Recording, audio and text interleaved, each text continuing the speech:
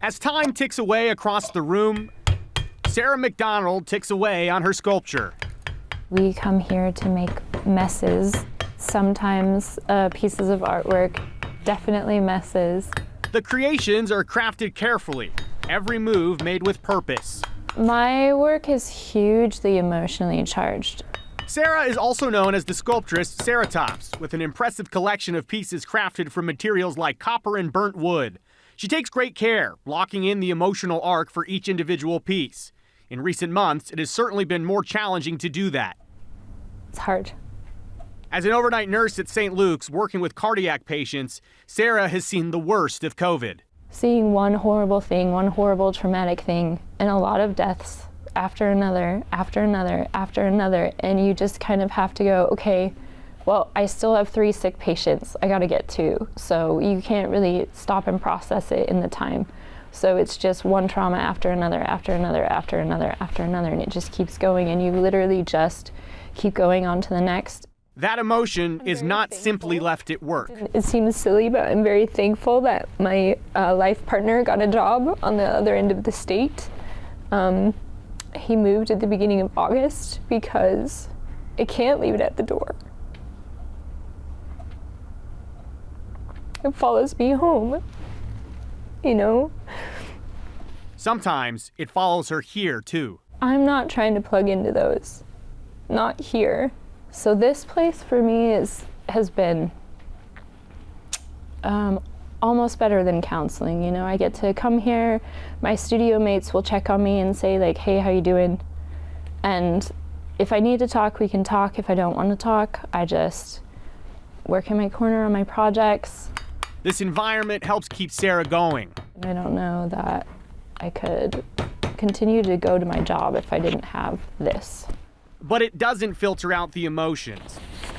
She captured those with this. It's a long poem, you guys. A different medium, a poem of raw emotion. I am a COVID veteran. This is a different kind of war.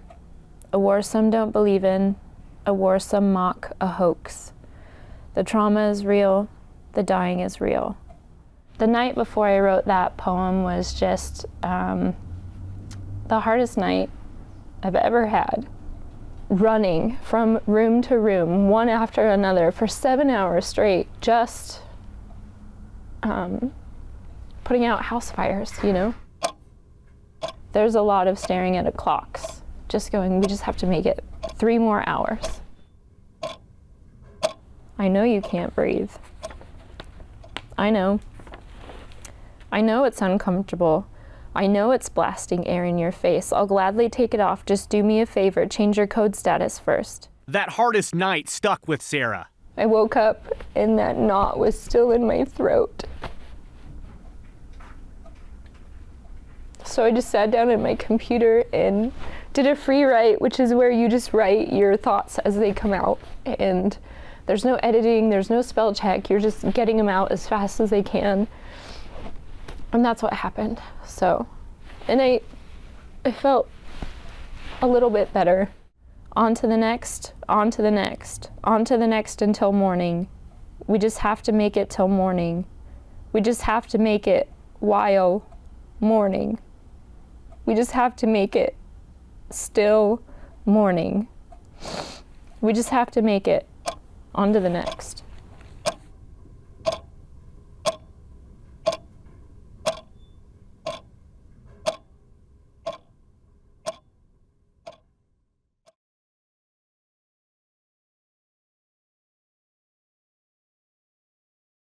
It was a war that began shortly after terrorist attacks that took out the Twin Towers on September 11, 2001. A major centerpiece of the war on terror was Afghanistan.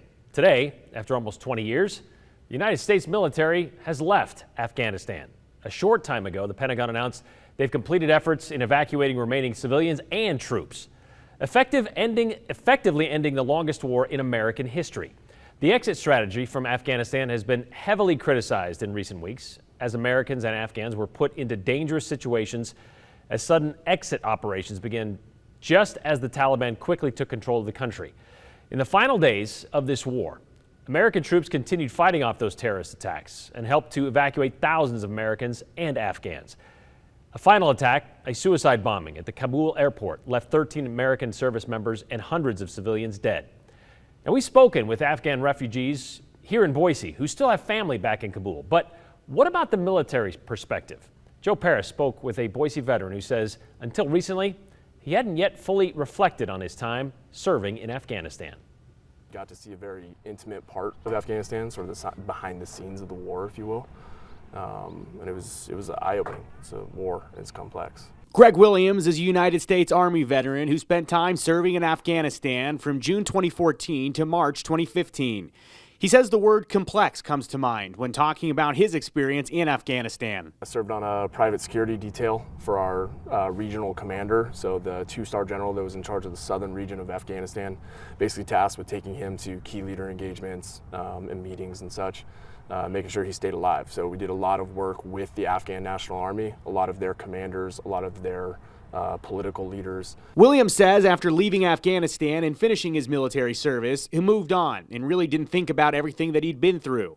That all changed in recent weeks as veterans like Williams watched the situation in Afghanistan quickly escalate. Evacuation operations became chaotic as the Taliban took control of Kabul. It's been a roller coaster of emotions, honestly. It's mostly anger and sadness, to be honest. Obviously for the lives that were lost, that was obviously where my head went first is, the Marines and the soldiers that we lost were absolutely unnecessary. I think that every American service member knows when they enlist that they may be asked to give their life if needed. The unfortunate thing was in this case, I just don't think that it was needed. I think that it was poor execution and planning that has not had accountability taken for it yet.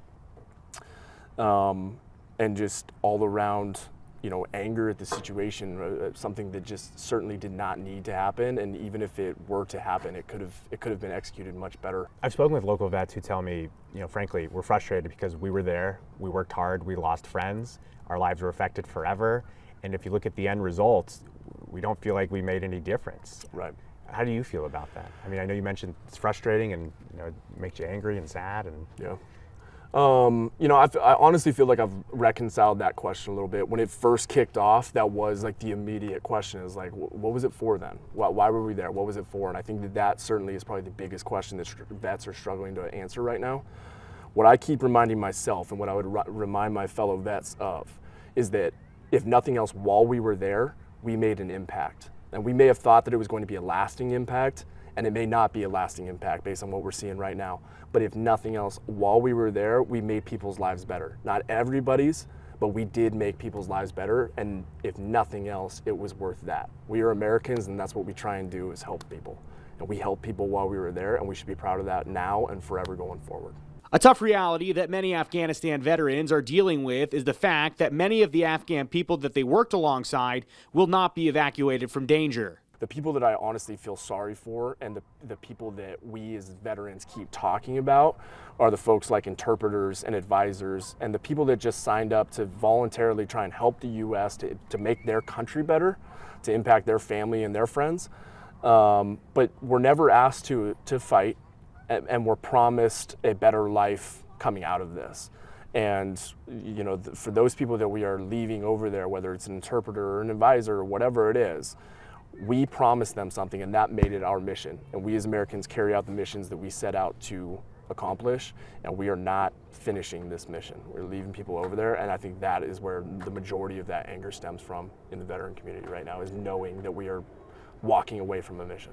Williams says there are certainly important conversations for the veteran and military community to have in the coming weeks.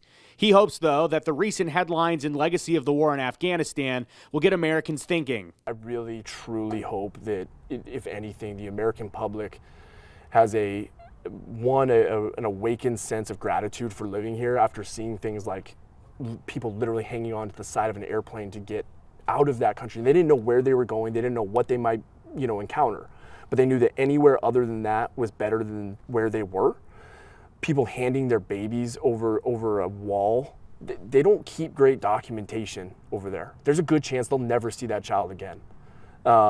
If that doesn't spark something in the American mind of like, hey, I'm pretty lucky to live where I do, and maybe I should start paying attention to what's going on here so that we don't waste it all and let it all go down the drain. I don't know what possibly could, and in that case, we don't deserve the life that we get to live here. That's a good point that he made right there, Joe. But one thing that you also pointed out earlier when we were talking about this, he hasn't really thought about Afghanistan since he left. And it kind of tells me how long this war has been going on. And even after he left, it was still going on. But because it was around so long, it was just kind of a thing. It just was always there. Yeah. Well, I can tell you, Brian, just personally growing up from 2001 till today, like the Afghanistan war has been a constant background in my entire life. And I know I'm not the only one like that. I mean, there were people that were not even born on September 11, 2001 that turned 18 back in 2018, and they went and served for several years in Afghanistan. It's something that I think today a lot of veterans and a lot of people are going to talk about.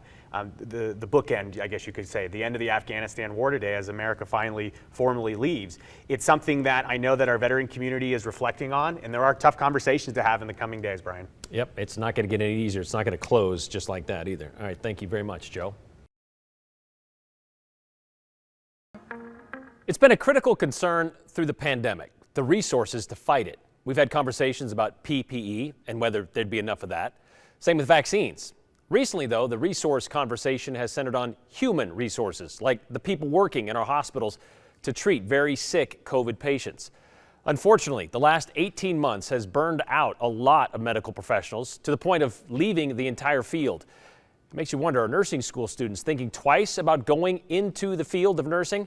For the most part, the answer to that locally is no. And because of COVID, nursing students, or I should say because of COVID, nursing students are learning more and experiencing more than they ever have.